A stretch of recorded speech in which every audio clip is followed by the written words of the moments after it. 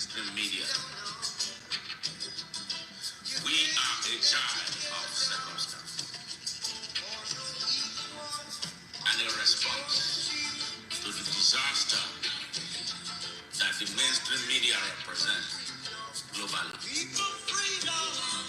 We strive to serve our people diligently, bringing the truth to the doorsteps of those who need it most. We represent the truth, the whole truth, and nothing but the truth. Therefore, we are inviting you to join our growing global movement to help us expand our horizon and to do the duty to which we have been called, the duty of bringing peace through justice by accurately reporting events the exact way they took place. Are you a young journalist who wants to make a name for himself? We invite you to join our team. We are not funded by any corporation. We are self-funded and funded by donations from ordinary people. Yes, the day-to-day people from around the world. Be a part of us and let us grow together and inspire a new leadership globally, starting from Nigeria, across Africa, and around the world. We know that we can come together. The world can unite and bring peace to every country. Yes, there is no need, there is no reason. We are all at each other's throats. For what? Yes, the world must properly understand the positions of the drivers of corporations who are out to make gains by all means and at all costs, including spilling the blood of the innocent, including creating hunger, strife, and war everywhere on the surface of this earth. We must stand up now. The bandits are on the move to a new hope with their instruments of violence and terrorism. Hey, good evening. From within Nigeria, across Africa, and around the world. This is Smart Mado Ajaja, the convener of Open Nigeria and Africa Unite, and the anchor of Nigeria Now at ONN and the Nightingale Radio International, saying a great evening to you. Bright weather here, summer weather in Houston, Texas. Well, some rains earlier, and things are drying up right now. I don't know what it is, wherever you are. I hope it's something good. Yes, once again, we are at it at ONN, channel 1 at ONN, where the truth is told. Yes, remember, we are a global movement, striving to work hard for global peace, security, and justice. All right, how was your week? And those of you who are Christians, how was Sunday? I hope you had a great time and your families are all doing well.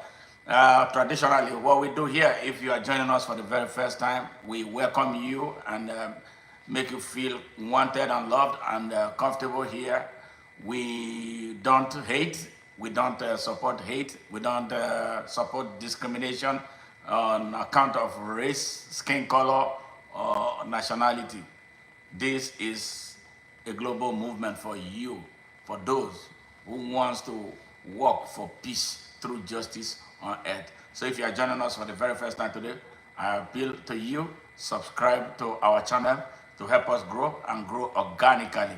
If you are a returning member, we as always welcome you to be part of our stream today and always. Thank you very much for being such a loyal members. A lot of things happening in the world today. Yes. Just yesterday, President Donald Trump announced airstrikes on facilities in Iran, and the escalating crisis between Iran and Israel, and the impact that is going to perhaps have on the rest of the world. Well, for those of us who work for justice, we hope and pray that something positive will enter into the minds of these leaders to put an end to their violence, so that the ordinary day-to-day people like you, I, and everybody on earth will have some reprieve. Yes, I don't know what it is that is going on right now. I feel very sad about the U.S. involvement in this whole thing by Donald Trump going to launch airstrike in a war that has absolutely nothing to do with the United States. I was thinking that he will make good his campaign promises about bringing peace to the whole world and then ending wars across the world. Now he got involved. I think this runs contrary to his campaign promises. And please, if you are joining us right now, we will appreciate if you can share this message and bring more people on board. Call your friends and fans and well-wishers, family members to come and be a part of this. The world is in too much trouble right now. A lot of things. But before we go on, I want to, for us to go to certain things that are trending on the internet based on what we are. I want to first of all establish the reason why we exist as an organization. Hold on. All right. Yes, ONN is a child of circumstance. I did not think that I was going to be at the front of cameras, talking to people about things that are happening. Why did ONN come about? I am from Nigeria. See, the mainstream media in Nigeria and what happens everywhere on earth, including here, they twist stories. They never tell the truth, the way things are. They work for commerce, they work for economics. But we decided to come in to do the real work for the real people, those who truly need to know the truth about everything. So I'm going to read out why we exist as an organization and how we survive, and why we are calling on you for support in order for us to continue to do this thing and make it, turn it into a professional thing, real approach, with a good approach, real approach on with the hope of reaching the day-to-day person to hear and know what is happening and what is true. The Nigerian mainstream media is the most corrupt on the surface of this earth. And the reason why we decided to create the ONN network as an alternative media outlet for the benefit of not just only Nigerians, but also for Africans and the rest of the people of the world. Yes, this is the reason why every time we come on board, the first thing we do is to invite people. It doesn't matter where you come from. It doesn't matter your background. It doesn't matter what language you speak. We invite you to come and be a part of us so we can grow and grow into an alternative media, because I'm not sure the mainstream media is different in your countries, are different from what it is in Nigeria, where they don't speak the truth. They work for the government. They work for who gives them money. And that is what it is. It's about economics, but they will never tell the people the truth. So this is the reason why we decided to be different and behave differently and act differently. And this is the reason why we call on you, if you are joining us or you have been a long-standing member of our community, we call on you to do whatever you can to support us by way of bringing more people to join our movement, or, and also by sending us super thanks of any amount that you can afford, so that we can continue to expand our message and reach more people on all corners of the world. What I want to do, my mission, my vision is that ONN will be everywhere on the surface of this earth. We will welcome young people who can tell stories in their languages. Yes, in the coming months, we want to have representative reporters from across the world who will come and tell us exactly in their own language what is taking place in their various countries. So, and it requires resources to make all this happen. So This is why we appreciate your membership. This is the reason why we appreciate your subscription. This is the reason why we will appreciate any donation that you can make. We don't force you. The only thing, we don't take money from stolen thieves. We don't take money from drug dealers. We don't take money from governments. We take money from publicly spirited individuals. Those who love justice, those who love peace, those who love harmony. Those are the people. So if you want to donate, send us super thanks of any amount you feel comfortable with. We will sincerely and deeply appreciate you. And for all those who have supported us before now, we pour our hearts and say thank you for a great job. Well done. Thank you very much for all that. And yes. Yes. All right. FM Adia, thank you very much. Nova Rastafari, the warrior. Yes. Block. All right. Mr. Warrior, we are not here to be distracted. If you continue sending us those messages, you know we have our people on ground. They'll take you out. All right? So when you are here, we are here for a serious business. We are not here to play. So if you keep on sending those nasty messages, your ass will be kicked out. We are not here to joke. We are here to work for the people of the world. We are here to hold governments accountable. We are here to hold corporations who go elsewhere from their various countries to go and do evil in other countries. This is where we come to hold them accountable. So this is not a place for you to joke. All right? All right. Yes, and now Najamu, don't worry about him. It's one guy, posting nonsense here. All right. Okay, so that is about what is going to happen. So when you come here, we expect you to be at your best, behave, respect one another. You know, you have no right to violate anybody's rights here. We respect rights here and we take rights very, very seriously. So before we proceed, I'm going to read out to you things that are trending right on ONN, and then we'll talk about it before we go and talk about the issue of the moment. All right? Now, things are happening. Nigeria is going through so much. All right. Come on. All right. Okay.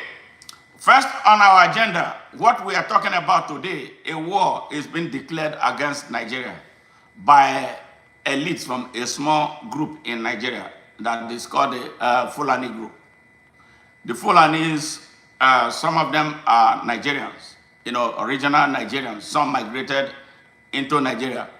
And there was a jihad, Islamic jihad in 1804, led by one Osman Fodio, who came from the Fouta Djallon area in the present-day Senegal. He came there. There was no Nigeria at the time. What the expression there was Hausa land. So the states then were Hausa states. They came, and then he told them that the Islam they were practicing was the wrong type of Islam. So he tricked them and misled them into accepting his own violent type of Islam. It didn't take long before he overthrew the entire system, destroyed their kings. Yes. So that was what happened. And then when Nigeria became independent in 1960, they brought this mentality into Nigeria. The mentality of ownership of Nigeria. The mentality of manipulating Nigeria. Nigeria had to be descended into a needless violence that destroyed over 5 million Nigerians, particularly the Igbos. Yes. So that was exactly what happened. They have no respect for human rights. They have no respect for the rights of others with whom they are found in the same country. So every time there is political activity, it's this day who want to rule Nigeria. 10 out of Nigeria's 13 heads of state we are Fulanis or something to do with them. They took turns to destroy the country. brought the country on its nose. Nigeria is about one of the richest countries on earth, but we don't have anything. We don't have anything to show for our richness. We don't have anything to show for the abundant mineral and natural resources in our country. They don't behave as if they are citizens of the country. They behave as if they are a colonizing force inside Nigeria. They destroyed our armed forces, hijacked the command and control infrastructure of the army, destroy our electoral bodies, they wreck everything. And whenever anybody raises a finger, it's death for you. That's why a lot of Nigerians are outside Nigeria. They did so much. Whenever they are not empowered directly, they will remotely be in power. They are the reason Bola Ahmed, the current rogue president in Nigeria, is president of our country. Regardless of the fact that he's the least qualified. We don't even know who he is. We don't know where he comes from. We don't know the schools he attended. The only reason they put him in power is that he is a Muslim. Yeah, but Nigeria is a secular state. We are not supposed to be dealing with the Christianity and Islam. Religion is supposed to be a personal business. But they don't see it like that. Everything they do has a religious implication. So that is where our country is. Now the country is on its belly, struggling for survival. A lot of people are dying. They are massacring our people in the north, in the northeast, in the north central, in the south of Nigeria, everywhere. Now we have gotten to the point where our security forces are not able to do anything. They are not able to defend our country. When they call them to duty, you see the soldiers are now divided along religious lines. They are divided along ethnic lines. The patriotism in Nigeria, the cohesion in the armed forces has been lost because of these people. How are we going to continue this way? Yes, we cannot. All right. Now, let me take messages from what I'm reading right here. Okay, before I continue. I don't like where this is going. Though it's like he is Islamic. I don't understand what you are talking about. I don't like Islam. No, don't say that. Don't say you don't like Islam. Islam is not a bad religion. Some drivers of Islam are bad. Those are the people we are talking about. It is the drivers, not the religion. The religion is not a bad religion. Those who drive it, some of the people who drive it are bad. The same way some who drive the Christian religion, the same way they are bad. So they are individuals. They bring their human wickedness into their religion. And when they come, they hide behind the religion to commit heinous crimes like they are doing in Nigeria. So that is what we are trying to prevent. But before we continue, I want to read out certain things for you to understand. Yes, you see, Nigeria has become a hub of terrorism and banditry. And the people who are masterminding this are from one tribe. They live in the north of Nigeria. They are called the Fulani tribe. But it's not all of them. It's the Fulani elites that are responsible for this. They are not satisfied. They always want to be in control. They want to control politics. They want to control the economy. They want to control the finance. They want to control everything about Nigeria. Now, this is one of the things that is trending, and a lot of people are responding to it. The bandits are on the move to a new political party, a new home with their instruments of violence. So how did they come about in this dispensation? In 2014, there was a need for Nigerians to come together to chart a new course for their country because those in power were not leading the country in the right direction. They came and formed a coalition that led to the formation of a political party called APC. The APCs came together through an alliance with some other political party. There was the AD in the southwest and the CPC in the north. The CPC in the north came into the alliance with the AD and other political parties. That's how APC was formed. But the CPC portion that came from the north was led by Muhammadu Buhari, the immediate past president of Nigeria and the grandfather of Boko Haram, sadly.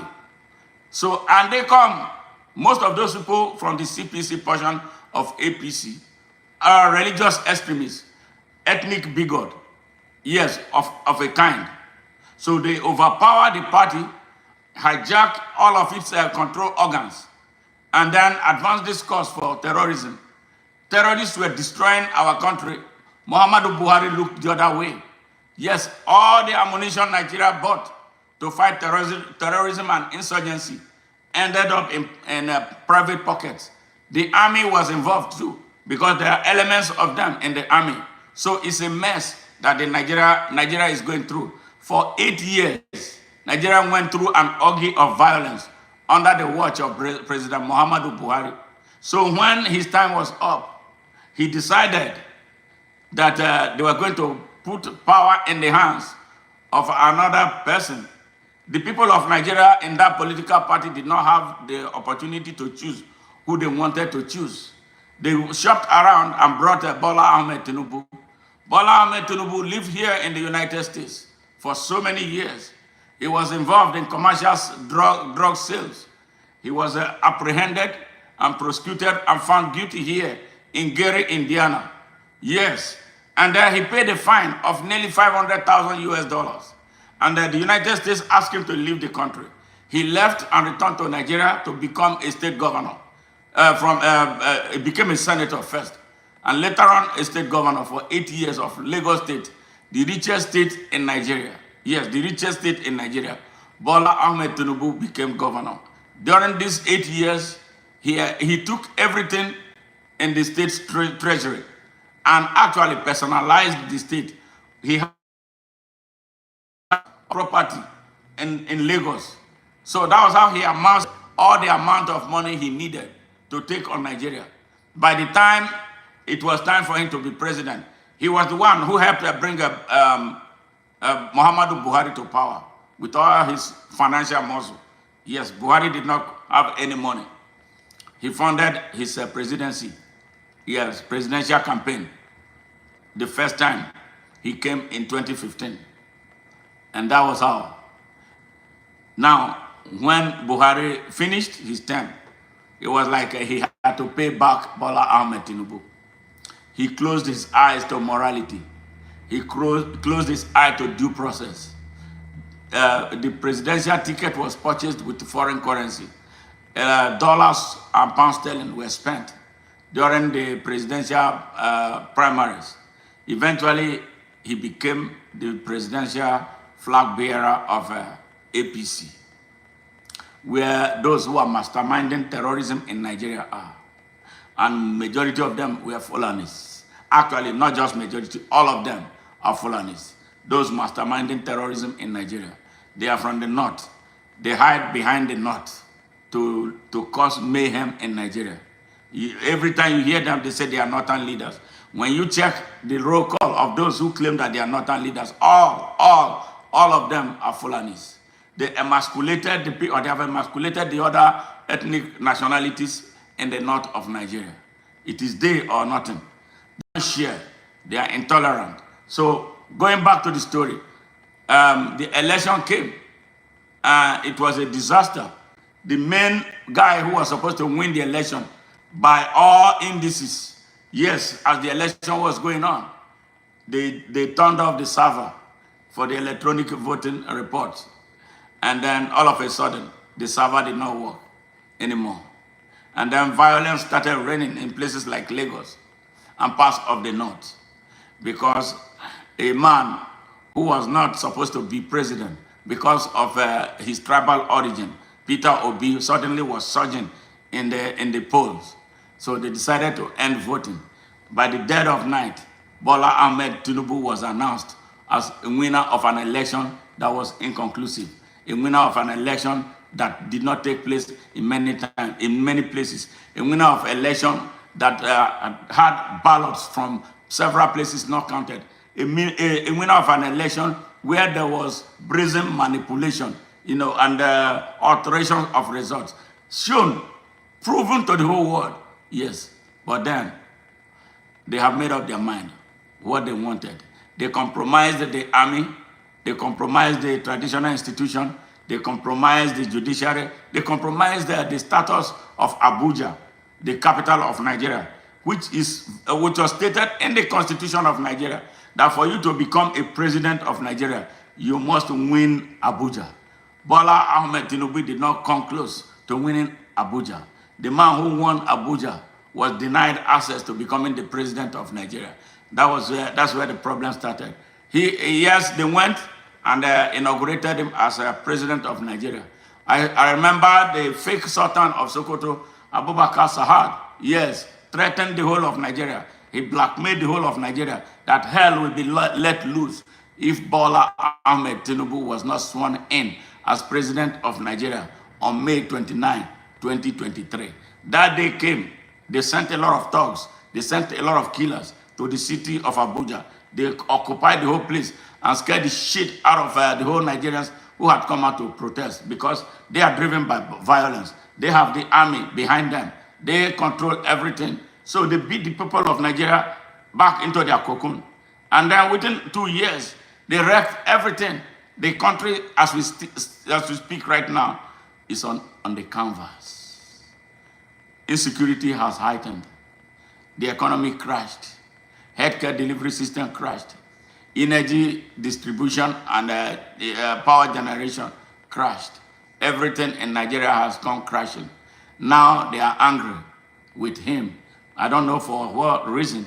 They decided now they are moving to another political party because one of them, El Rufai, who was supposed to be appointed minister, was denied access to being appointed.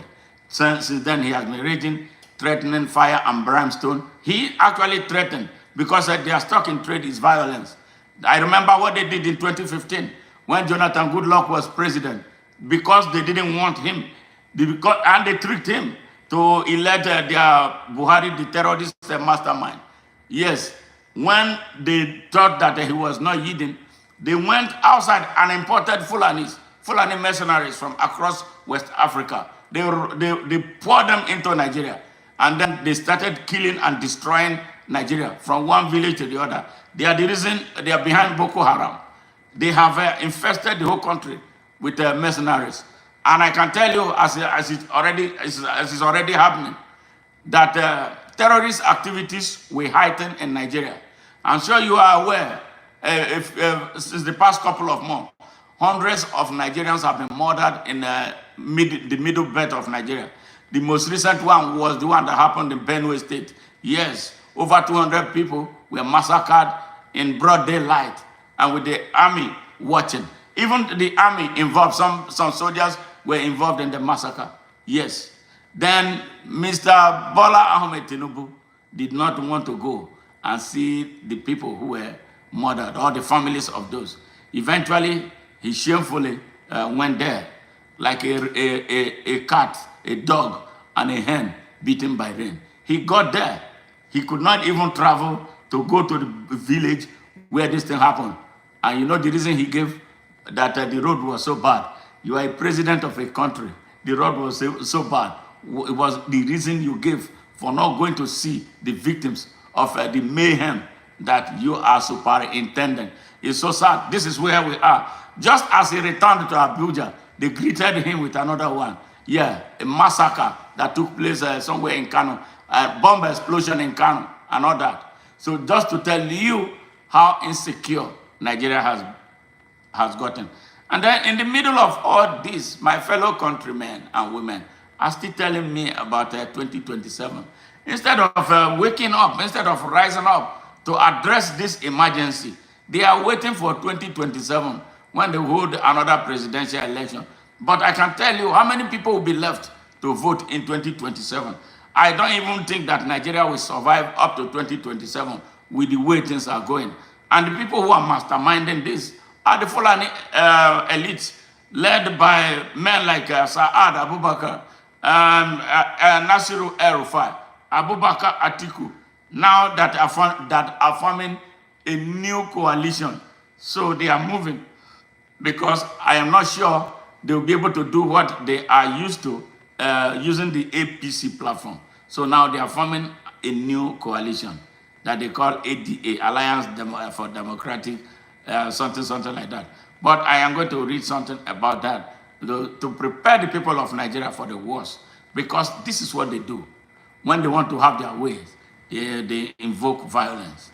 We cannot continue to allow this to happen in our country. Here, all right, the bandits are on the move to a new home with their instruments of violence and terrorism. On my own, yes, on my own, I will not stand idly by and allow them have access to the levers of power to continue their destructive tirade of Nigeria. Only a revolution born out of a patriotic coalition of Nigerians led by die-hard Nigerian patriots who can rise up above tribal, regional, and religious nationalism can save Nigeria. And it has to happen now and not tomorrow to prevent more innocent lives being lost from a programmed heightening of terrorists' attack across Nigeria based on intelligence reports and unfolding terrorist activities in parts of the country. Nasir El-Rufai ought to be in custody right now because he is once again doing the same mercenary coordination work he did in 2015 to violently blackmail Nigerians for the emergence of Muhammadu Buhari, and what he did, including but not limited to playing the religious card and compromising the INEC and other strategic institutions to inordinately bring about Bola Ahmed Tinubu, a drug dealer, certificate forger, and identity thief as president of Nigeria, and in effect, completely tore down whatever was left of the country's moral fabric. Quite frankly, these bigots and hypocrites need to be told in clear terms and in clear and ambiguous terms that they don't own Nigeria, contrary to what they believe and hold as a legacy they must defend from generation to generation. This is the story of Nigeria. Right. Yes, here comes responses to this. Yes, the people of Nigeria, this is Amadu sending this. The people of Nigeria must rise up. We are tired of these people.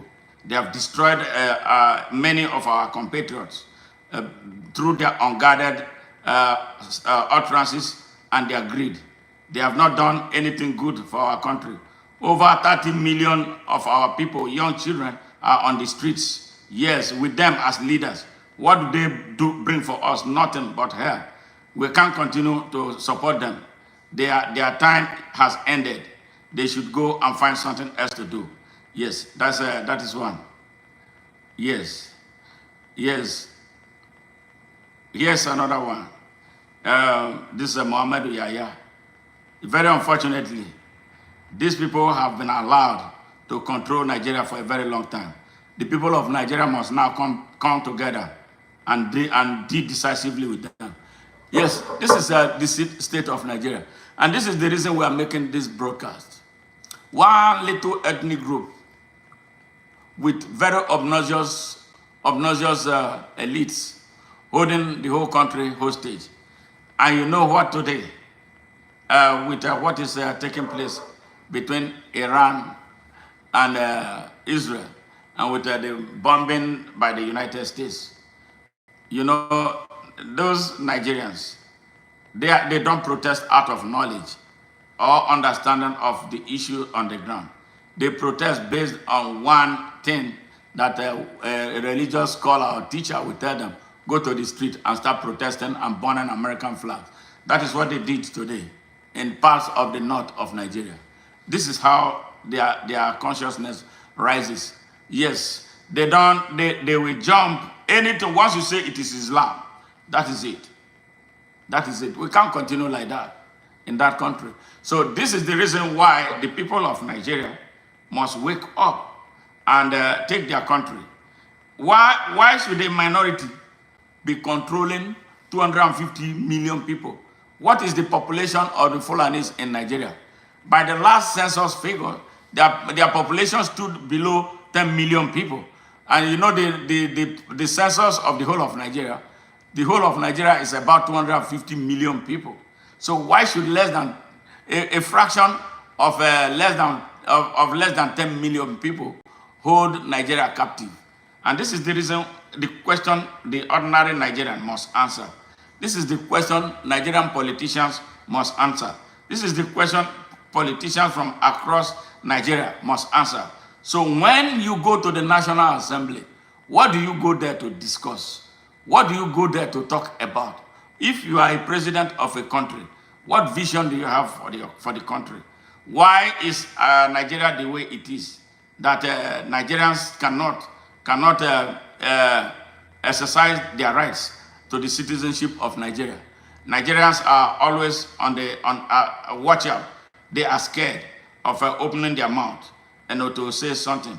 Yes, and today, just today again, they said El-Rufai, Atiku Abubakar, and some other persons went to meet the former president of Nigeria, Olusegun Obasanjo. Olusegun Obasanjo was a president, a military head of state for nearly 3 years before he came out from prison to become a democratically elected president of Nigeria for 8 years. For the period of 8 years, he achieved nothing. And he even wanted an extra term.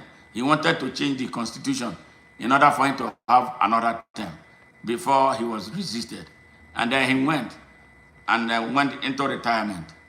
He has been writing all kinds of letters. He had a man who had the opportunity to change change Nigeria for good. He refused to do it. Now he's writing letters. And then every time he's meeting with people, aspirants who want to rule Nigeria, meeting with those who have so much blood in their hands. So I don't know what they discuss when they get to those places. What are they talking? So it's the most, like their meeting today, I say, is the most useless meeting in the history of Nigeria, by men with so much blood dripping down their hands that no sane Nigerian should take seriously. Yes, I'm talking about Atiku. Atiku has a case here in the United States. Atiku was involved in a scandalous deal with Congressman Jefferson, with some issues that involve Halliburton, bribery scandal. America jailed Congressman Jefferson for 13 years. Atiku ran away from the United States, ran back to Nigeria, and sold his mansion in Potomac. Yes, Potomac here in Virginia, yeah. Potomac, somewhere, one of these eastern states. That was where he had a house. He sold it and ran away. And then, since then, Nigeria has been handing him one presidential ticket or the other to run for the president of Nigeria. What kind of a shameless people we are in Nigeria? All right? So that's the one. He wants to rule Nigeria. He wants to be the next president of Nigeria. They are building this Fulani coalition and call it Nigerian coalition. All those who are leading the charge for the coalition are Fulanis. But they fail to understand one thing, that Nigerians are tired of Fulani elites. And I doubt if Nigerians will ever give them access to power that they will use to destroy Nigeria. They don't behave like they are Nigerians. They behave like they are aliens with the power to control Nigerians. They have no iota of patriotism in them. 10 out of 13 heads of state of Nigeria were either directly Fulanis or remotely. They did absolutely nothing but destroy the country serially. So I don't think any sane people will allow such people to continue to have this inordinate access to wreck their future, wreck their country's destiny, expose their children to danger. And again, Atiku was in 2023 as a presidential candidate for the PDP. Something happened in Sokoto State. A young girl in college was murdered by Islamic mobs for, according to them, blaspheming against Prophet Muhammad. All right? They set that young lady ablaze. Atiku wanted to behave like a normal human being. He condemned the killing using his Twitter account. But within minutes, he deleted it. because of the threat it posed to his presidential candidacy. I don't understand why any serious man who wanted to be president of Nigeria would delete his tweet. It gives the impression that he was going to go there to not defend the people of Nigeria. So that young lady was murdered. The state governor there did absolutely nothing. The one who claimed to be the Sultan there did absolutely nothing. So they enjoy that. Whenever they kill people, they will say Allahu Akbar. And we say we are in one country, in Nigeria. So they don't understand that Nigerians are becoming more conscious and more aware, and now are asking questions. How will Atiku, who in a way approved the killing of Deborah Yakubu, become the president of Nigeria, who will defend the whole of Nigeria? They are the same people who polarize Nigeria between the north and south. Nigerians don't see themselves, especially Nigerians from that part of the country. They don't see themselves as citizens of Nigeria. Their allegiance is more to the north than their allegiance to Nigeria. They don't see themselves as Nigerians. We try to explain to them the importance of coming together and being one country. Nigeria exists in name, but in practice, it's a fractured country. So, and they are responsible. It's these Fulanis who hide behind the North to tell the whole world, because without pushing the agenda of the North, they never would have access to misleading and destroying Nigeria. So they rally the North always behind them to destroy Nigeria. The same way they have done to the Hausa people for 221 years this year. They have held those people in captivity with no option of being free. It is we that are inspiring the Hausa people to now rise up, to wake up, and see what has been done to them, because they blindfold them with religion. And then they tell them that they are one and the same people in Islam and in Allah. But these same people you are telling that you are one and the same, you go and kill them, you attack them, you rape their women, you kill their babies, you destroy everything about them. How come? Now the Hausa people are asking questions. This is why in 2027, assuming I don't want 2027 politically to happen in Nigeria.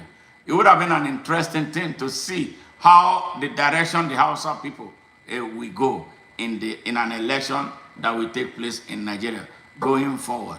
You know, because the Hausa population in the north is about 66 million. So these people have always hidden behind the Hausas to win elections, to get allocations that end up in their own pocket, to the detriment and to the disadvantage of the entire people in the north of Nigeria. Yes, I don't care about who is and who is not. What I care about is that we have a Nigeria that will work for all of us, an open Nigeria with free, fair, equal, unlimited and unconditional access to opportunity for every Nigerian to grow and develop and progress and prosper according to his or her level of competency in a non-threatening environment. No, this doesn't make sense to them.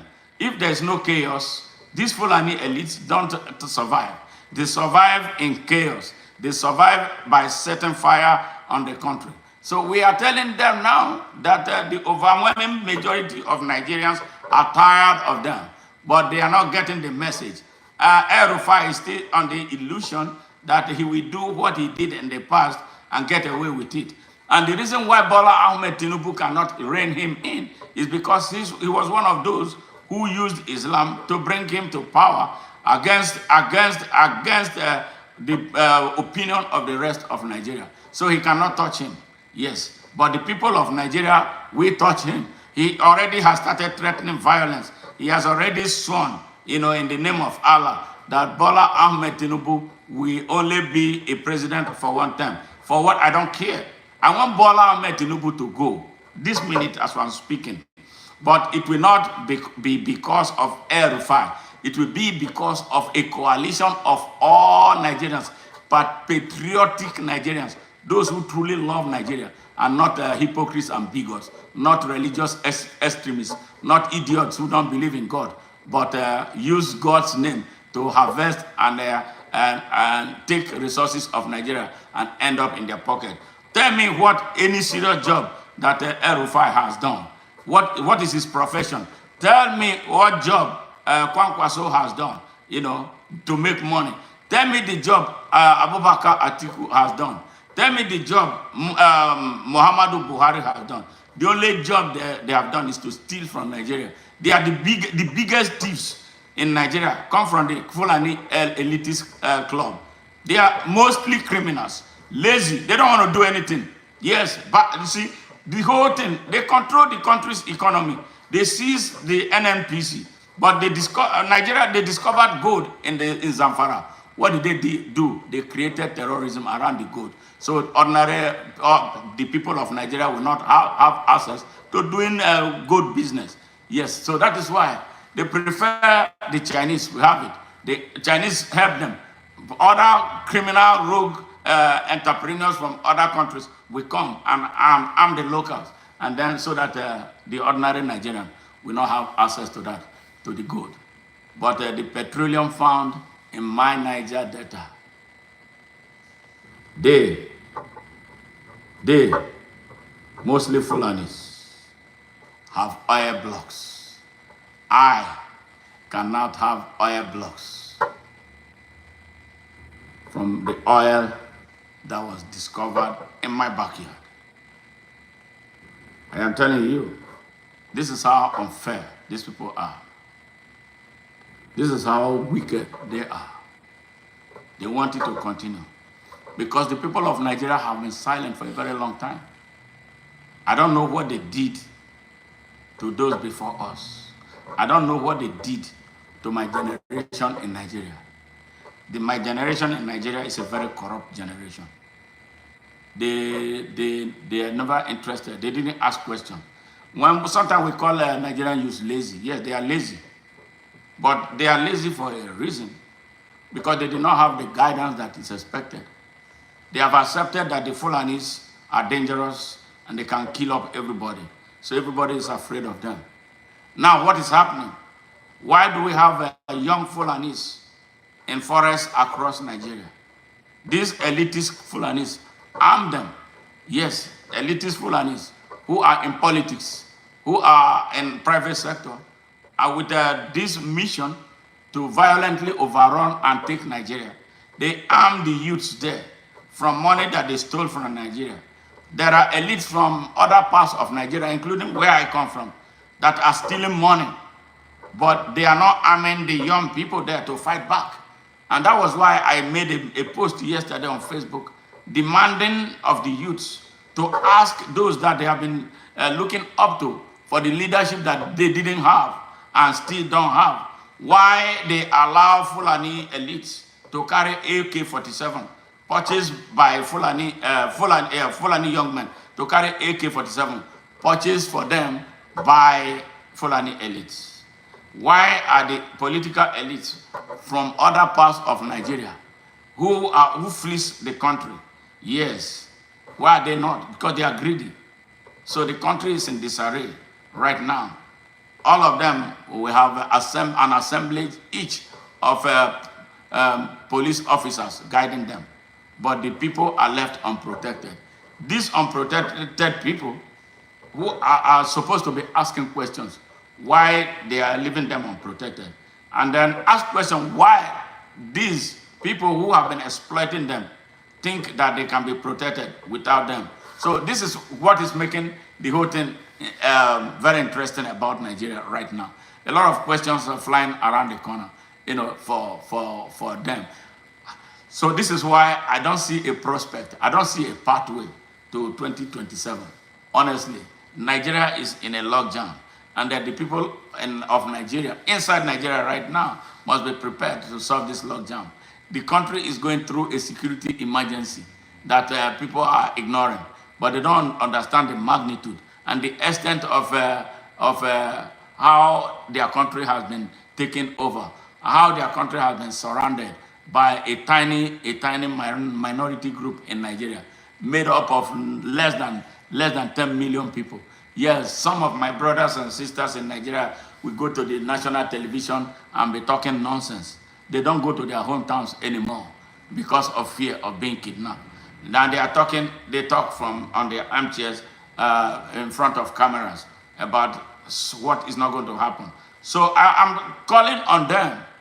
If you are a politician from the so-called backward north south of Nigeria, and you are not empowering the young people there, because the young people there, they can shoot AK-47 far better than these terrorists, yes, from that are driven by the Fulani nationalist group in our country's polity.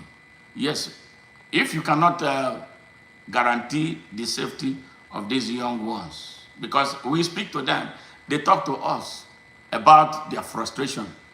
Now they are about tired. I tell you this, you are not going to be safe.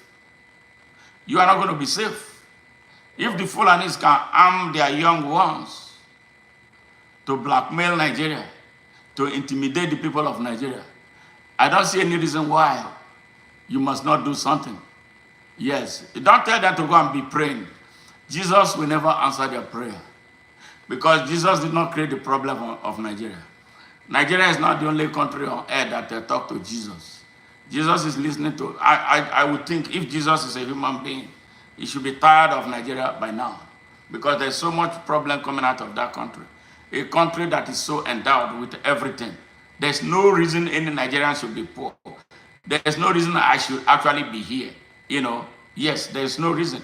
If Nigeria was being run the way a country should be run, Nigeria should be like heaven on earth with everything in it. We are so endowed to be poor. And this is the reason why all of us must now look at what did you contribute to making Nigeria the way it is. What is it, your silence? Is it your passive or active involvement? What are you willing to do to end this nonsense, to stop terrorists, to stop drug dealers, to stop rogues from coming to power as Nigerians, as leaders of Nigeria? A question for all of us. A question for all of us. I'm sure you all Nigerians know how many Nigerians have been deported here from the United States and from other places around the world.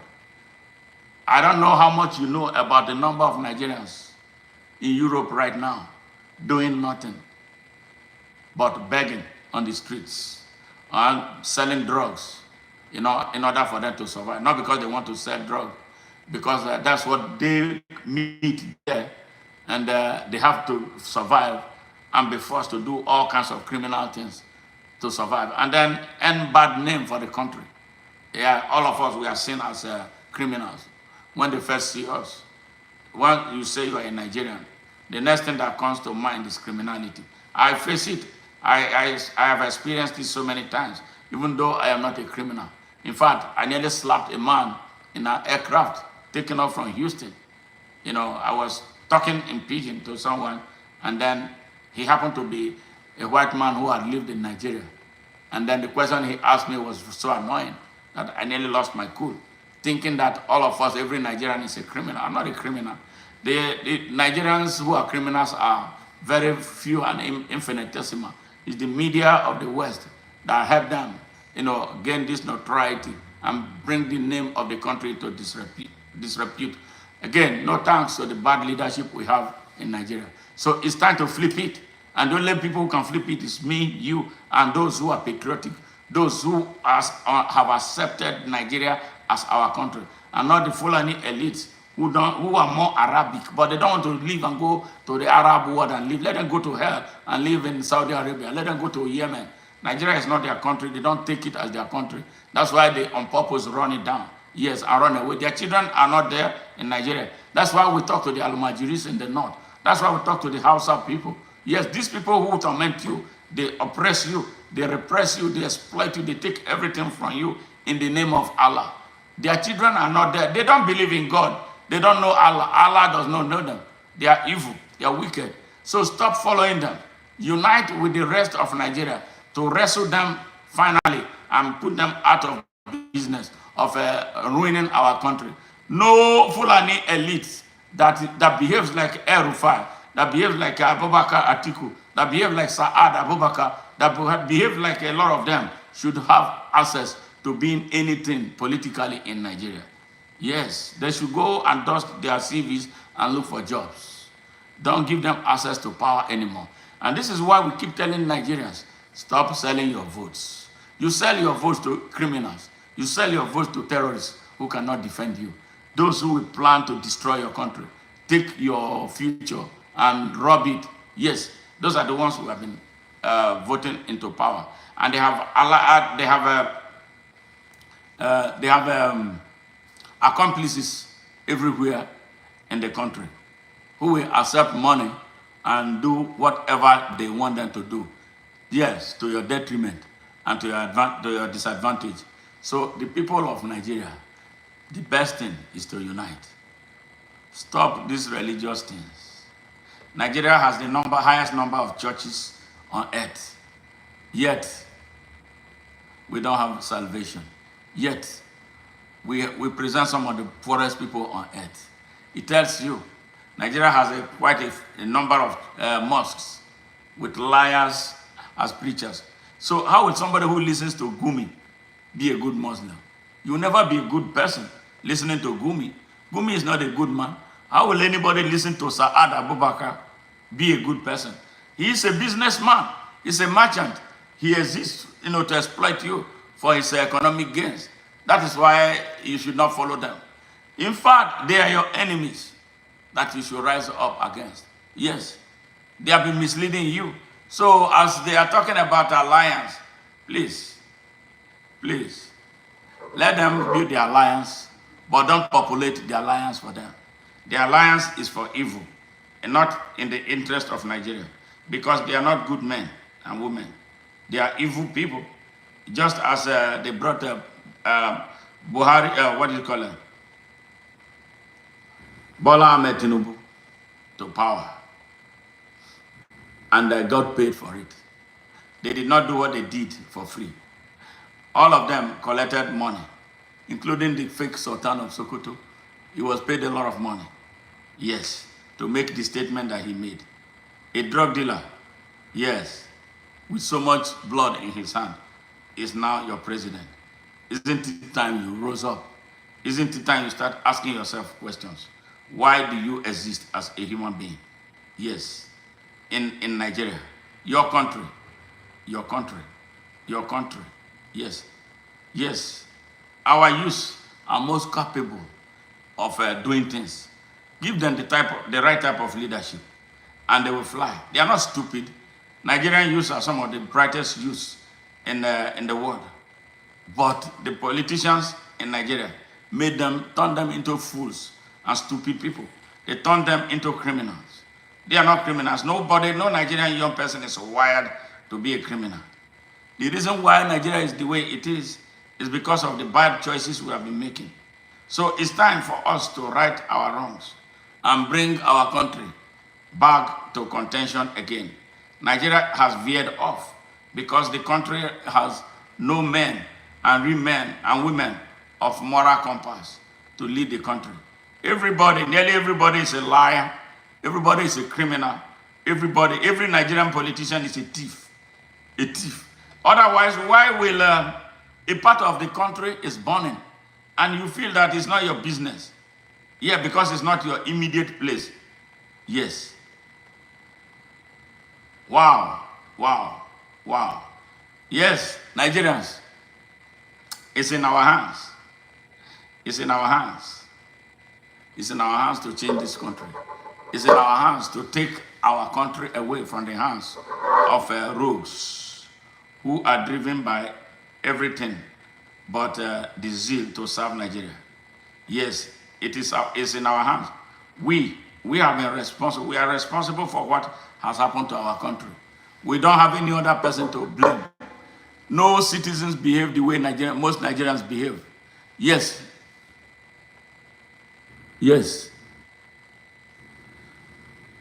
We are tired of this. Let me read what is going on here. It's a lot of comment. Hey, big up, Sanzu. Thank you very much for joining. Thank you very much. Atlas, what's up, Nigeria? So much is happening in Nigeria, just like I've just told you. Yes, thank you. Like our videos, please share. And if you are joining us for the very first time, please Please subscribe to our channel. Our channel is a global movement for peace through justice, stability, and global security. That is what we do. Prince Robson, disintegration still remains the best option. Now, I disagree with you, but I am not condemning your position. I think we have demonstrated a tragic incapacity to solve problems. Even if we disintegrate, I don't know where you are going to, where your new country is going to be. I can tell you that there are some countries that will come out of Nigeria that will be up in flames the next minute. I can tell you, let's cultivate tolerance. Let us put the right people in power. People who demonstrate uncommon patriotism, love for country. The people who will take every part of Nigeria as their own place of birth. Yes. People who will relate directly with the people of Nigeria, and not those who will talk down on Nigeria or talk at Nigeria. That is what we have had all this period. We have not had the benefit of having true leaders in Nigeria. I don't see any leader in Nigeria right now. It never has been. We have never had the opportunity, the luxury of being led by the right type of people who are driven by compassion, who are driven by love for their country. Nigerians don't love their country. It's only a few. Those who love their country, they don't have access to demonstrating leadership and love for the country. So it is our fault that the country is the way it is.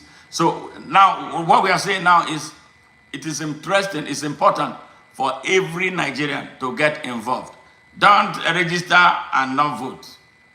Don't act as if, okay, if something is happening in Lagos, it's happening in the East, you think it's not your problem because you don't immediately live there or because it's not your tribe. That is what killed Nigeria. Yeah, it started on day one.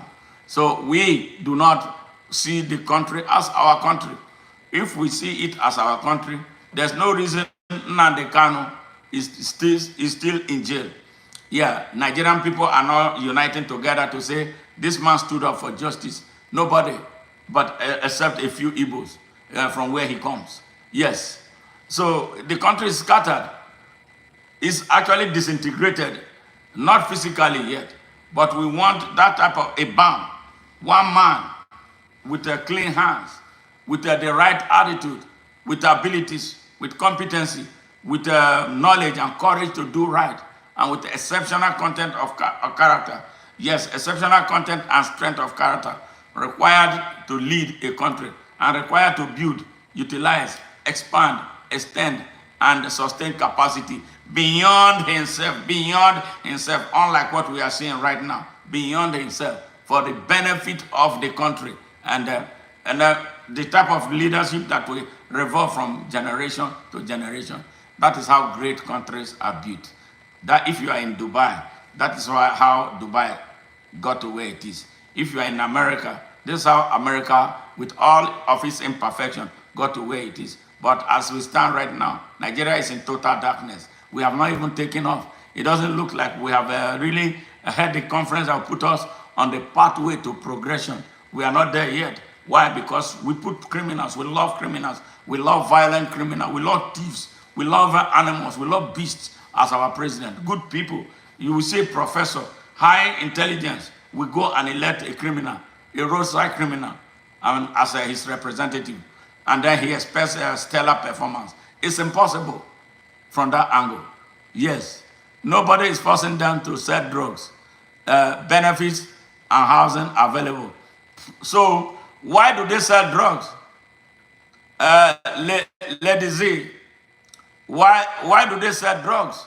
They sell drugs because they don't have access to working. I know what I'm talking about. If you go to Europe, you are undocumented, nobody is going to give you housing. Yes, nobody is going to give you housing. They're going to deport them the next minute. That's why they go out there to do what they do. They go there without enough information about immigration. They go there without knowing anything about how to behave when they're in a new country. They go there because some people mislead them, into doing what they are doing. Yes, for that reason, they cannot get any of those benefits. And most of them, along the line, they get used to living those type of stupid life because of some flashy little money that comes with it.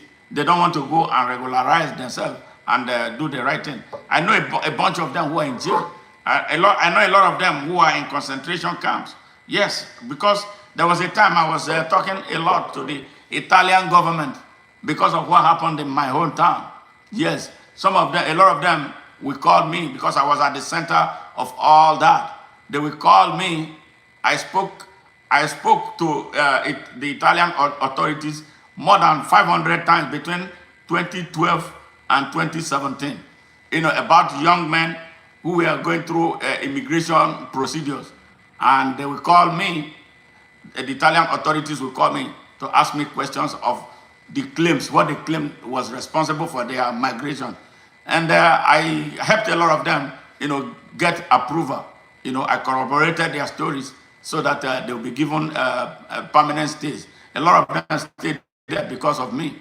But I don't know, since I stopped talking to them, I don't know what happened. And then new migrants who are coming off of Libya and Morocco and all that get stuck there with no hope of going to the immigration pathway to become regularized or put on the pathway to citizenship in those various European countries where they are right now. It's a pitiable situation. Over 1 million young Nigerians are stuck in Europe and India as we speak. And a lot of them are in Indonesia and Malaysia. The same thing because of the tragedy of leadership at home. Yes, I am not blaming the authorities elsewhere. I am blaming Nigeria, the fake leadership in Nigeria, that some of these young people have come to power. They are enforcers, they are their assassins. They do all kinds of things for them, and then after they have them elected, they abandon them. They turn their backs on them. They don't do anything for anybody because Nigeria does not have a system of accountability.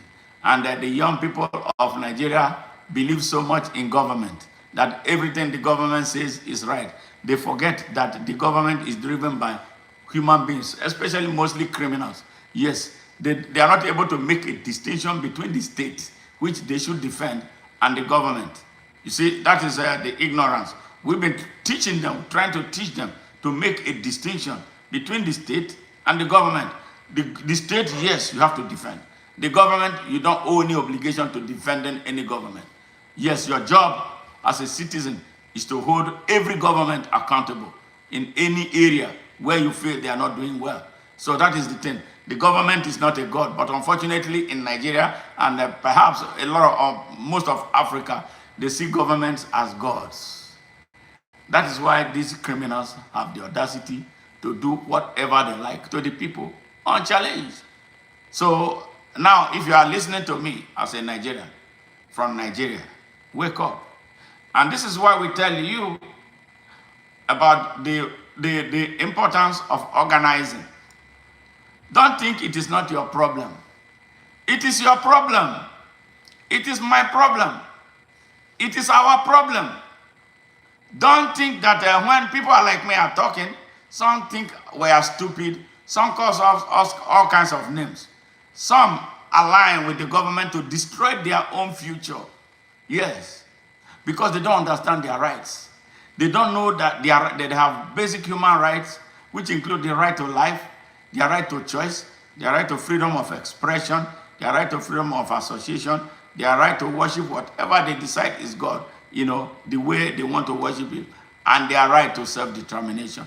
Any man who does not understand these rights, especially the right to choice, the right to your life, right to self-determination, that every man has got a right to decide his own destiny, not government deciding your destiny. It's you who has the right to decide your destiny. If you know you have a right to decide your destiny, you should not be looking at government. It's you who must hold government accountable. You know what happens in Nigeria?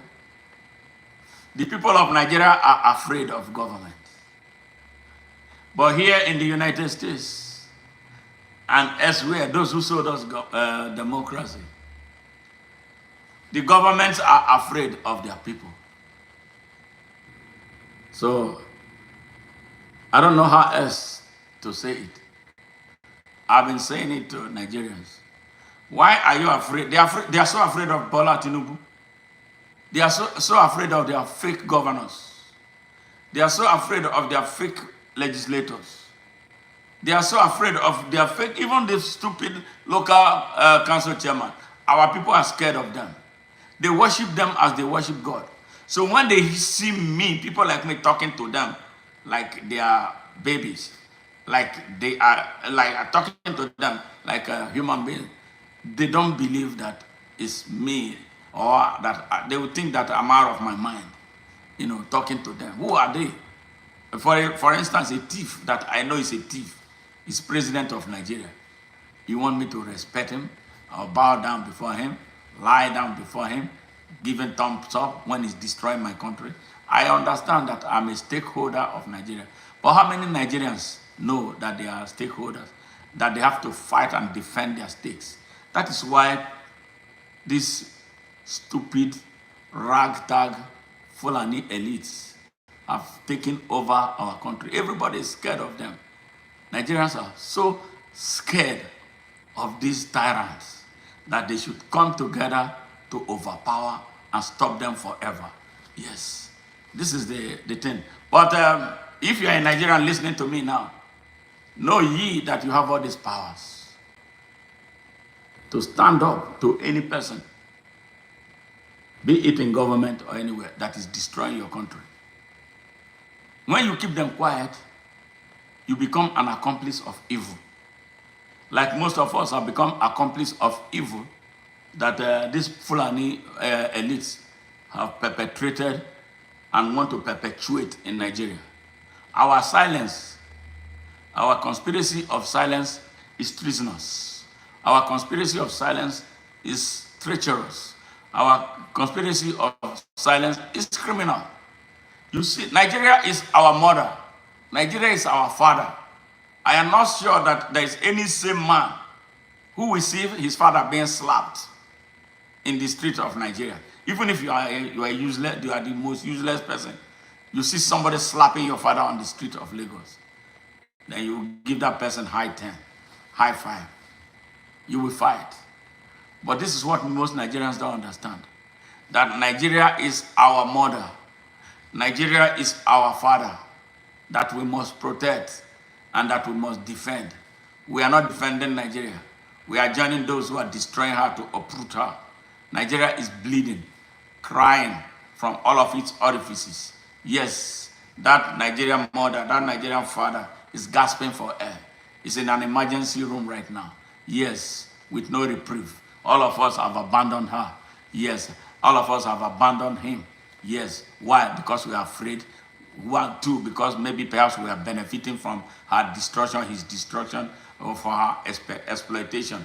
Yeah, we don't understand that he's our mother. We don't understand that he's our father. Yes, enough for us to stand up. We don't realize that we have a stake. If for one thing, the identity it gives us as a place, yes, where we can relate to that this is our origin. This is where we come from whenever we are outside the country. Yes, the only passport we can have right now. We are talking about Biafra. Biafra does not give us a passport yet. We are talking about Oduduwa. Oduduwa has no passport to take us anywhere we want to travel to. The only passport that we still have is the Nigerian passport. Why are we not defending that passport? Why are we not defending that mother? Yes, Nigeria is a beautiful country. Nigeria has no problem. The problem of Nigeria is the people. The people of Nigeria is the problem of Nigeria. Nigeria is the most beautiful country on earth. But the people of Nigeria have a lot of problems. The people of Nigeria have allowed a few Fulanis to hold their country hostage. And we are afraid and they're always complaining. Instead of us coming together to take action, we will not. Nigerians are so afraid of their police. Nigerians are so afraid of the army. Yes, our brothers and sisters populate those services. How we are not able to talk to them. And then now today I talk to the police. I talk to those. I don't believe in the Nigerian army because it's a dead army. It's not an army of the Nigerian people. It's a hijacked army. But I know there are a few good persons inside the army. Know ye that you are still Nigerians. When you have any opportunity, when they deploy you to go and kill fellow Nigerians, don't shoot at them. Shoot into the air if you cannot shoot at those who ask you to go and shoot indiscriminately. Ordinary Nigerians who are raising a finger for themselves and for you. Because I know the army barracks. Nobody needs to tell me anything about the army. I know the police barracks. I know nobody needs to tell me. I've seen it. I've lived through it. Yeah, where many people have to be using one restroom. Yes. Yeah, with all the stenches that come out of it. So I'm sure if you're a soldier, you want an improved living condition. I'm sure if you're a police, you want an improved living condition. There's not. Okay, just yesterday, somebody sent me a message. Thank God I saw that message. I hope it's here. Oh, it's going to be in another phone. Yeah, I will play it for you. From a police officer. From a police officer who is crying about the treatment he has received after retiring from the police. 35 years after service. Let me see if I can get it. So I'll play it for you so you can see what is happening in Nigeria. Our Nigeria. Greg, am I? Oh, this one is not here. Oh, man. Yeah, I would have played it for you. Let me see. I'm going to look. Great. What Nigeria retired police officers? All right. Right here. The people of the world hear this firsthand from a police officer, a Nigerian police officer. What is it?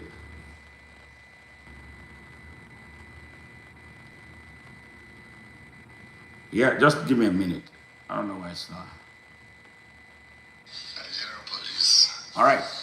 Nigerian police. I did laugh. I'm laughing. A retired superintendent of police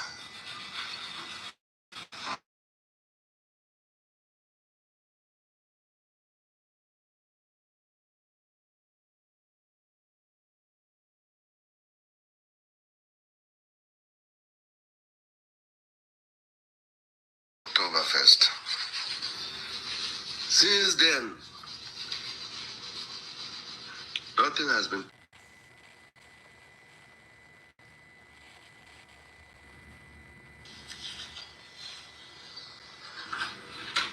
Just 2 weeks back, they called me that they are going to pay me 3 million naira. What for? They say that is my pension.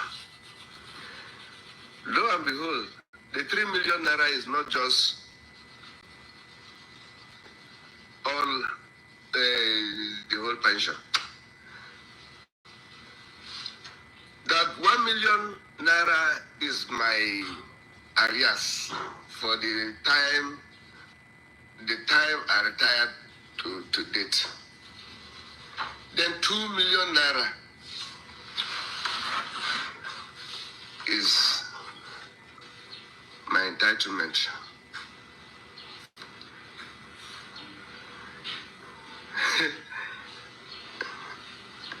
I cannot serve this country for good 35 years and being paid 2 million naira. The devil is a liar. Please, the IG, let the IG hear this. I was a superintendent of police before retirement.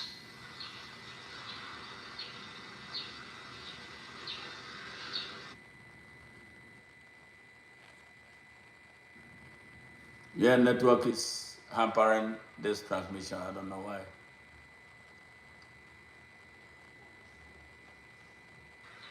Even if your brother happens to be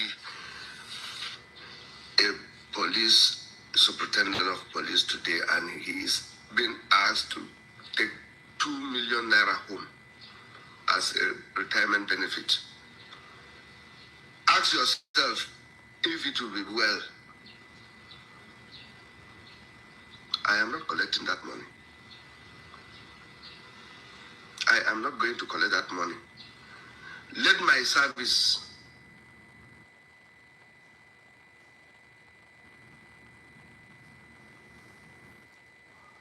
Yeah, network, I don't know why.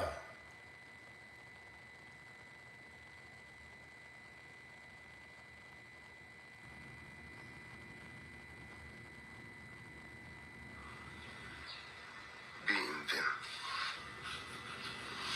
I don't give a shit. I don't have money. And 2 million naira will not solve or make me being a rich man. It will never. I'm not rich. And because of, I will not, no. Wasted all my years thinking that I'll take something home. After retirement, all the police will do is to give me 2 million naira. What a shame. And I said, I serve my father's land. I serve my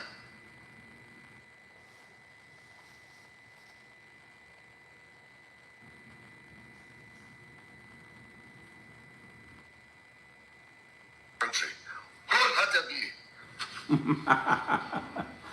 Oh my God. Then my benefit will be 2 million naira. Please, I want the whole world to hear this.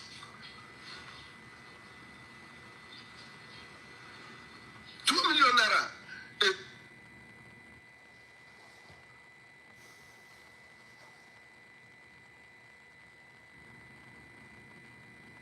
superintendent of police.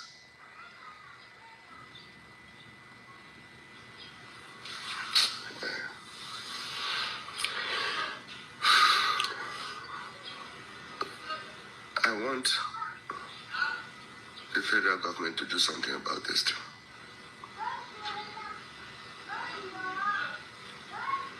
If the federal government will not take action, on my own side, I'll fight my battle the way, by myself. I'll fight it the way. I'll fight it my own way. No problem. Yes, the people of the world, that's a Nigerian police officer who retired as a superintendent of police. His entire entitlement for 35 years was 3 million. 3 million is less than $2,000. Looking at the exchange rate between the dollar and the local currency that we call Naira in Nigeria. 35 years of service. 35 years of service. He was paid less than $2,000 as his entitlement. Now tell me where that man is going. Maybe he doesn't have a house. He's going to be living on the streets, and he's going to become, what if he becomes a robber? He has been trained to handle ammunition and arms. He knows how to handle weapons. So this is the type of Nigeria we have right now. This is the type of Nigeria the Fulani elites who have had access to the leadership of Nigeria at the highest level. This is the type of Nigeria that they created for us. It is we, the people of Nigeria, we must blame ourselves. And I say this with smoke coming out of my mouth because I went to Nigeria in 2019. Well, the election took place in 2019. In 2014, 2015, 2016, 2017, 2018, until 2019, I was going home. I went to Nigeria. This is in spite of the amount of money I wired to Nigeria. to support people, support families, support friends, the way most Nigerians do. We live our lives here, and we live for those who are at home. So after many years of going through this, I said, you know what? Let me go and run for office. I went and ran for Senate in Nigeria. Yes, I took all my money here, took it home to run for Senate in Nigeria. I joined the APC, the terrorist organization that has been fronting as a political party in Nigeria. That was when the coalition was born.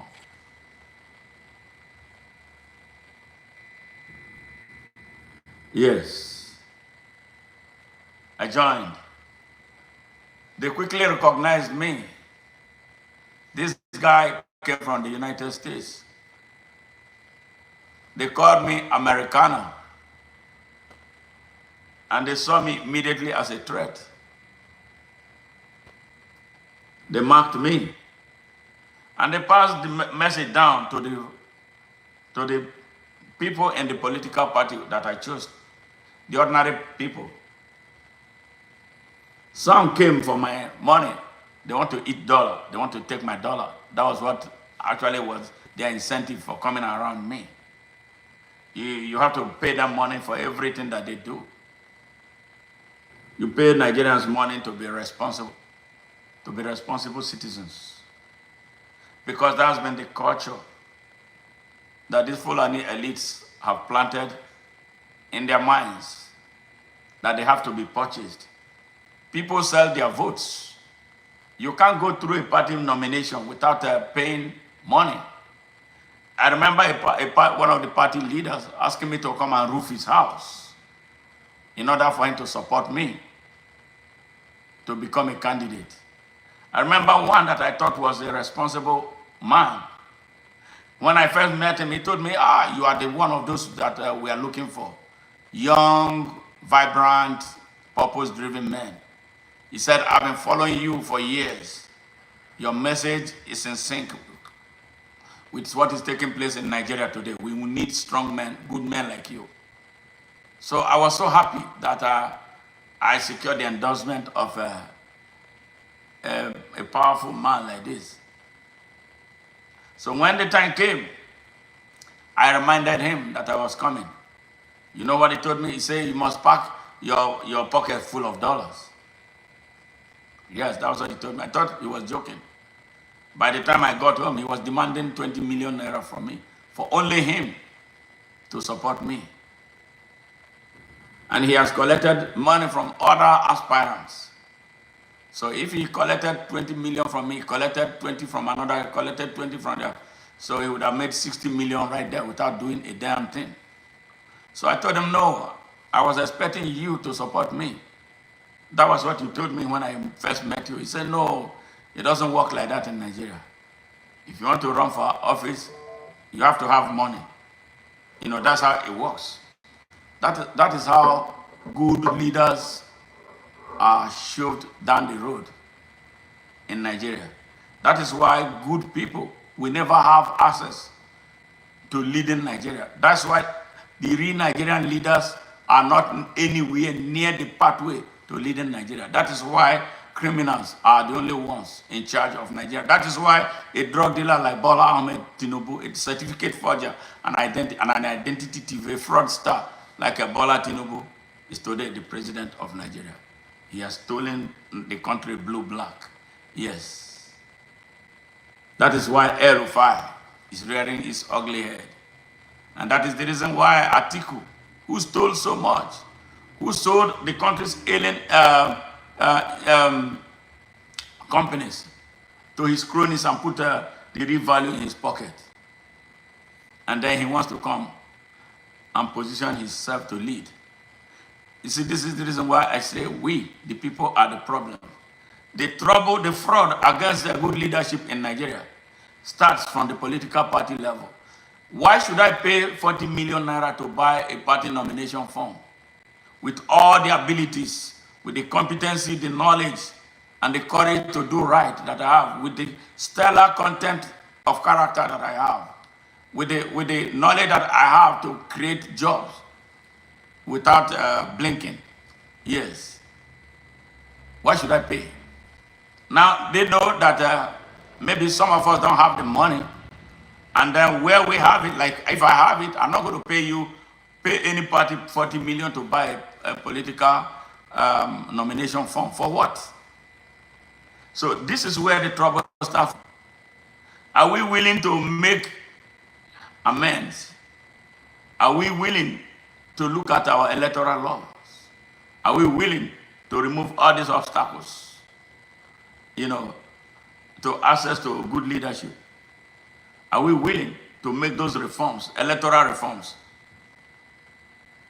that are far-reaching enough, and then bring about a system that is accessible to everybody? Let the people choose who they want to lead them. Yes. Are we willing to make that happen? Those are the questions we must answer. Nigerians are not serious yet about getting the type of leadership that they need to solve their country's problems. They are not serious. They screen you out. The political parties will start screening you out. 40 million. So power is reserved. Access to leadership is reserved for the criminals with so much money, stolen money for that matter, in Nigeria. Access to power is not for everybody in Nigeria. They talk about democracy. Democracy. Democracy makes sense for you to vote for criminals. Yes. So that is where we have the problem. It's a big problem. Josh Morris, I am from Nigeria. I live here in the United States and I've lived here for nearly 30 years. Omuka, Iro, Yeshua, hey, how are you? Good to see you. Frederick Brahms, thank you very much for joining us. Justin Okorua, thank you, how are you? All right.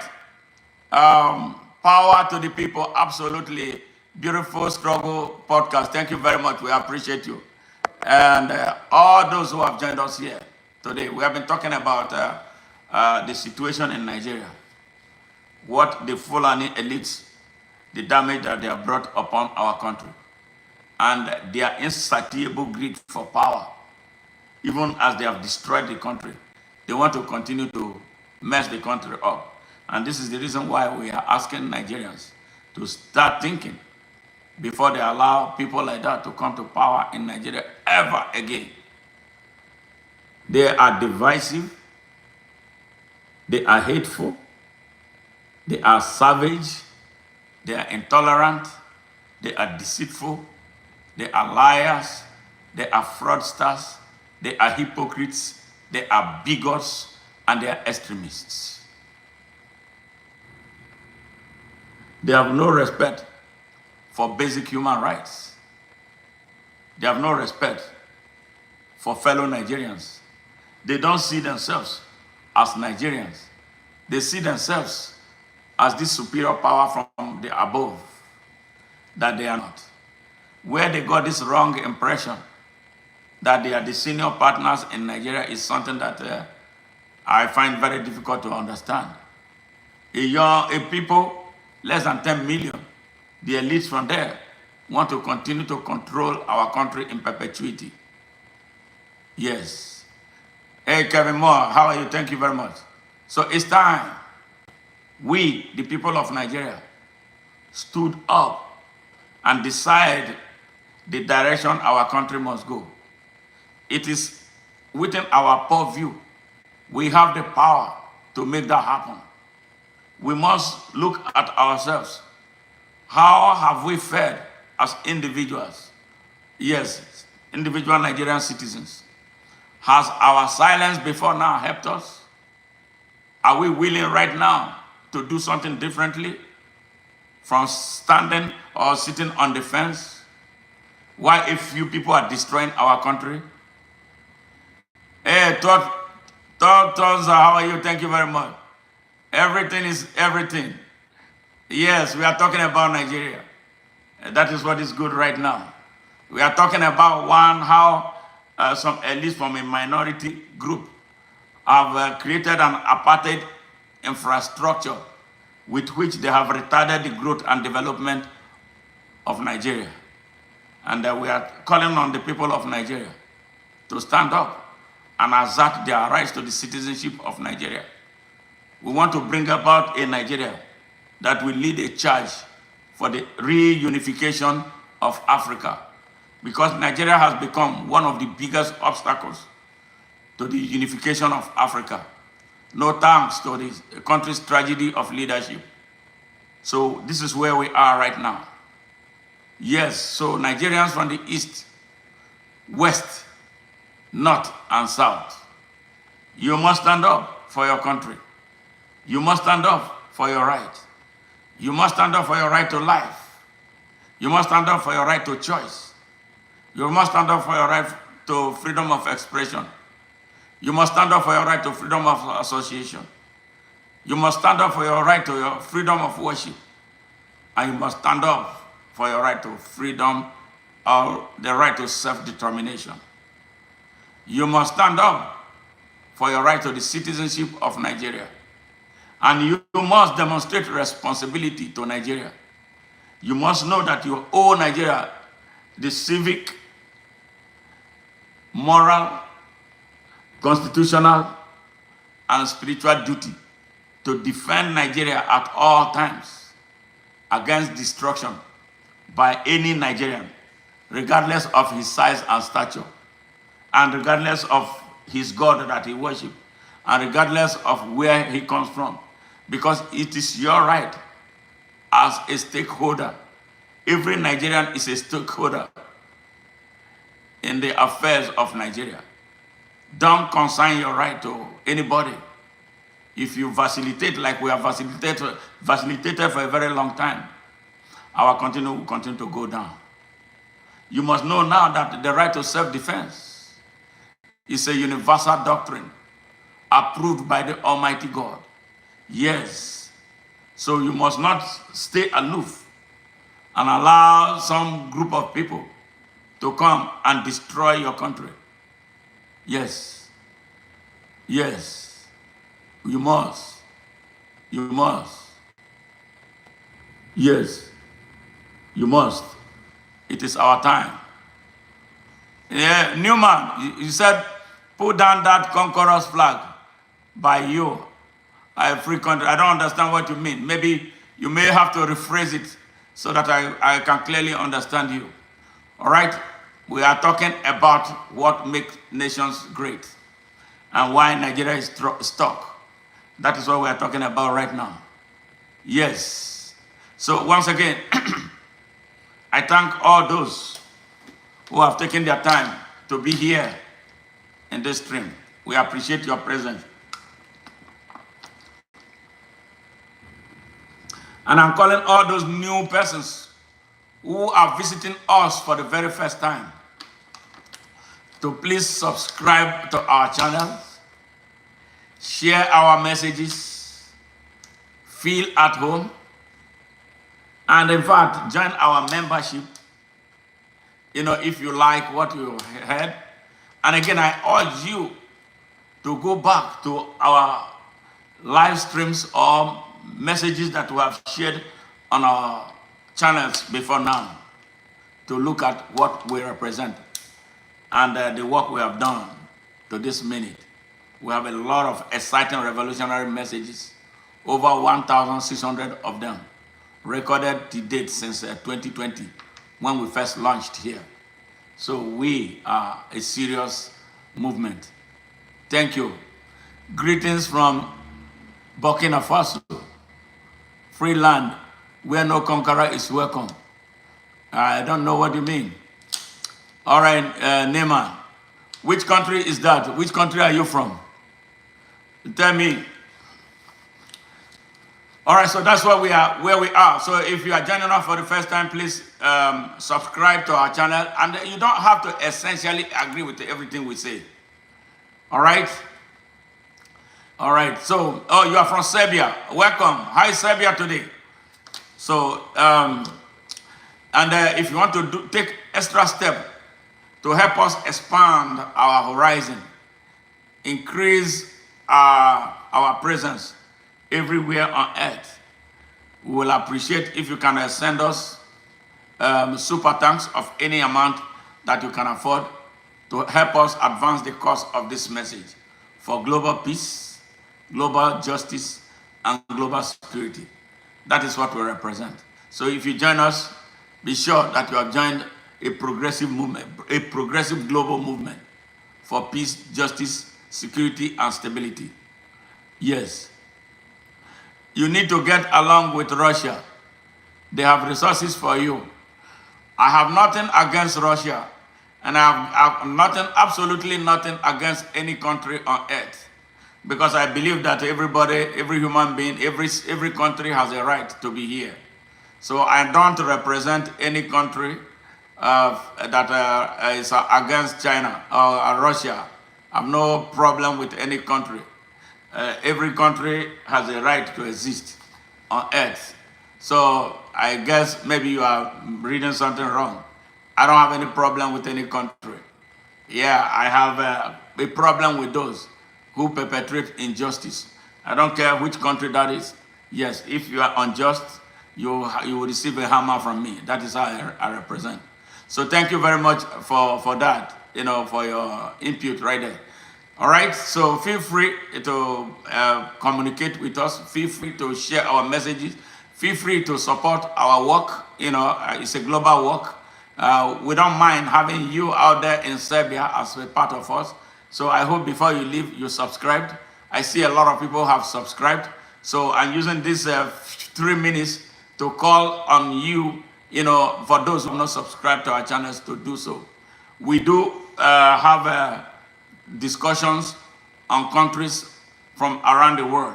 If, for instance, you from Serbia have something to share with us, we'll be more than happy to listen to you. Share your thoughts on what is taking place and the opportunities available for some of us here who are business people in your home country, because we want to build a global community, and that's exactly what we represent. And again, thank you very much. Yeah, in this world, only power is important. Well, I don't know. It depends on how you use power. If you use power to abuse others, I don't think it's as important to me. But you use power to do good for the whole of the world, create access to opportunity, create peace and not wars, yes, you earn my respect. So it depends, again, how you use power. Power is good, but again, how it is used matters a lot, goes a long way. So that is just exactly what we represent. We appeal to people who are, returning members, those who have been with us for some time right now. You love what we do.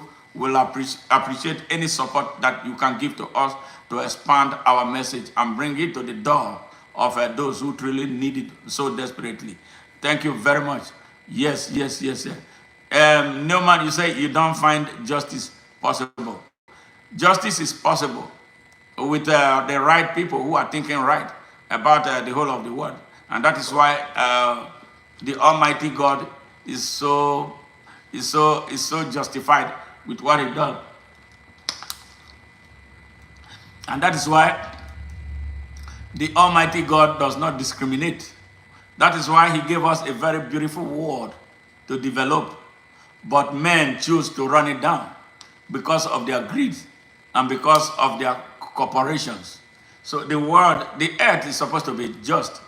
But yes, the world has been so unjust, especially to the black man, especially to the African who was enslaved, colonized, yes, imperialized, made to suffer from apartheid, and then now globalization, which some people see as a certificate of occupancy for them to come and invade and take over Africa.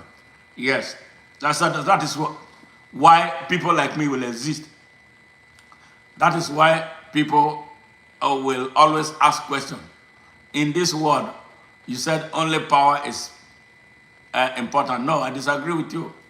Power is transient, and nobody has it forever. Remember that there have been many empires before now, and those empires went away, and new empires emerged. Nothing lasts forever, but whenever you have it, How did you use it matters a lot. So that's why we are calling on leaders. Whenever you have power, use it judiciously. Use it for the good of others. Thank you very much. Tech guy, Serbia is Albania. Okay. All right. I know he was part of former Soviet Union. Yes. Greetings from Kosovo. Yeah. Hey. How are you? How are you, the tech guy? Thank you very much. Yes. Yes. Don't worry. Trust in God's hand. Yes, I trust seriously in God's hand. So, and the Almighty God has been so great with me. Yes. God is almighty and God is great and God is universal. He works for all peoples. He does not have any special child. All of us are his children. He treats us fairly, and that is why we must respect him, obey his rules, and not obey men. Listen to your heart. That is where the Almighty God talks to us from. I listen to my heart more than I listen to any pastor. I don't listen to pastors. I listen to here. Is it just? He's going to tell you there's a connection between the heart and your ears. And most of the things you do, you get it from here, you do right. You cross the line, he tells you, because you are convicted before you commit any sin. And when you cross the line, that is when you commit it. But these criminals who lead the world, they don't have hearts anymore. They don't listen. They are blocked. So that's why they do evil. That's how they commit atrocities, commit genocide around the world. They don't care. But they will have to face the Almighty in judgment. So let's leave them alone. Only we who live must do right at all times, because we are the people. We are their victims. Hey, Togru, how are you? Thank you very much for joining us. Togru. Where are you joining from, Togru? Thank you for being a part of our stream. And if you are just joining, please subscribe to our channel. We want to grow into a big global movement. We are on course and we are moving. We are really moving. Courtesy of you. You have been so helpful to us. Thank you very much. Pakistan, thank you very much. How are you? What's up in Pakistan today? All right. I see there was a huge protest in Pakistan against what happened in Iran when the U.S., according to President Donald Trump, bombed installations in Iran. I saw a huge protest erupted in Pakistan. I hope everything is calm there now.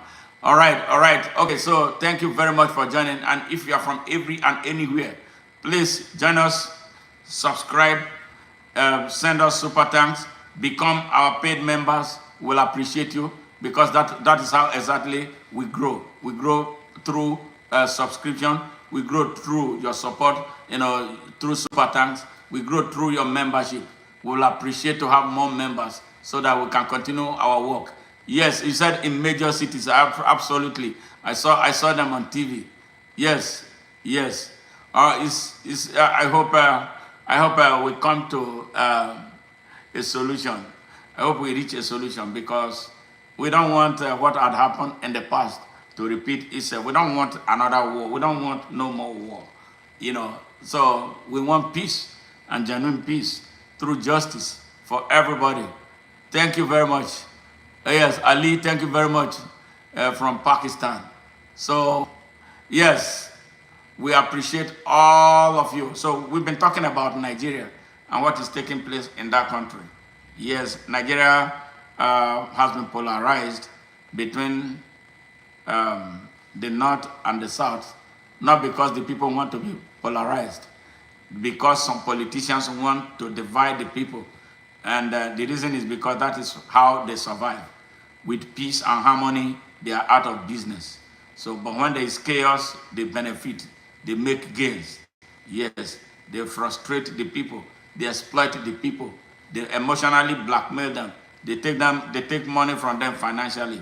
They distract them from asking them questions. This is what they do. Politicians are no good anywhere you find them. Only a few politicians are good on earth. But those ones, you don't hear much about them. The evil politicians are the ones that are popular, So we must listen to ourselves.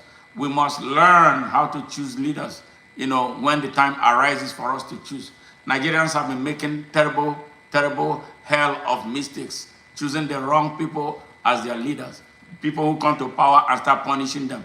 They don't build the economies, they don't build healthcare, they don't build education, they don't build infrastructure, they don't expand their energy, they don't do anything to improve power generation and power distribution. They do everything to keep the country as a hell. So the people will continue to live in abject poverty, and they're going to them cap in hand, begging for food in a country that is so rich. This is what we want to stop in Nigeria. Those who instigate this are the elites of the country. Most chiefly in the Nigerian part of it, the elites in the north of Nigeria, they are mostly Fulanis. They will come in the name of the north. Yes. And then when you look at the roll call of who they are all Fulanis. So that is why I don't want to hear the north anymore. The north is not bad as a geographical expression. The people who are bad are the Fulani elites who manipulate the north against the whole of Nigeria, who divide the country and who benefit, who steal from the country in the name of the north, but give absolutely nothing to the people of the north, but hell. Yes, in that north of Nigeria, over 30 million poor and defenseless children are out of schools. Yes, they beg from AM to PM. No clothes, no food, no nothing. Yes, no nothing. Absolutely no nothing. So that is genocide. Those children are hopeless. Yes, they don't have nowhere, no parental care, no love. Those are the ones they use as soldiers to kill, destroy Nigeria. Yes, they destroy Nigeria. And we don't want them to continue to destroy our country. We don't want them to destroy our nation. Yes. Hey, Sansu, how are you? Good to meet you. Yes, God loves everybody. All right? God loves everybody. Mr. Thomas Mio, God loves everybody. He does not just love gay men. God loves everybody. God does not discriminate. God does not hate anybody. But God loves every man. God loves every woman. All right? And God loves us equally as his children. And that is what it is. Okay? All right. Assalamu alaikum. Historical shows. Thank you. Amalaikum salam. Rose. All right. Yes. All right. And Mr. Thomas Mayo, I think you are becoming obnoxious. I tell you, you are about to be kicked out. If you don't stop, don't distract us. Don't distract us. We do not represent gay people here. We don't have anything against them. You already said it once that God loves gay people. That is okay. God loves everybody, but that's enough. You are becoming obnoxious by repeating the same thing over and over again. I don't know what you are trying to get. You posting this will not make me gay. Yeah. I represent the cause of good. Rosemary's. I represent the cause of good, the cause of justice. That is what. All right? Hey, Jane, where are you? All right.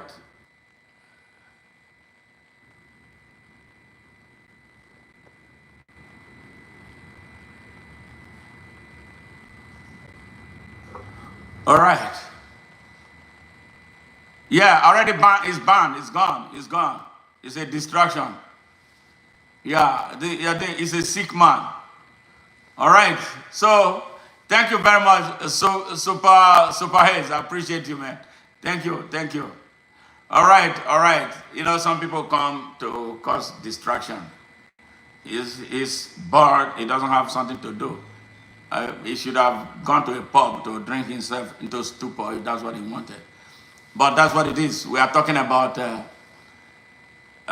Nigeria and by implication the rest of the world. What we can do to bring social justice everywhere on the surface of this earth. Yes. Yes. Yes.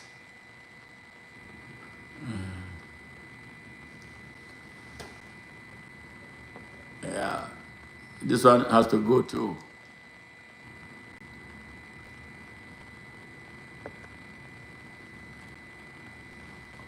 All right. Okay. Yes, thank you very much, everybody who has taken time to be here. It's not easy. You know, we know you have a lot of very important things to do, and for you to be part of this is highly appreciated.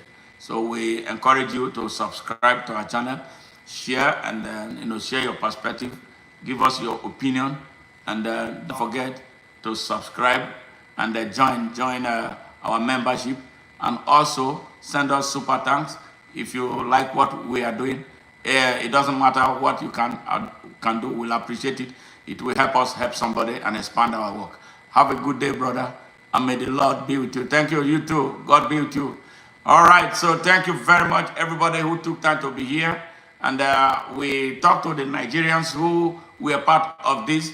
Please take this message to the next Nigerian and make sure that going forward, we must be very careful of those we choose as leaders, those who will stand up for us at all times, not sometimes, not those who go and be standing up for themselves and standing up for their tribe. We are one country. We are Nigeria. And every Nigerian leader that we put in power must represent the interest of the whole of Nigeria as his or her constituency. With this, we come to the end of this show. And we thank you very much and look forward to seeing you in our next stream. Bye for now.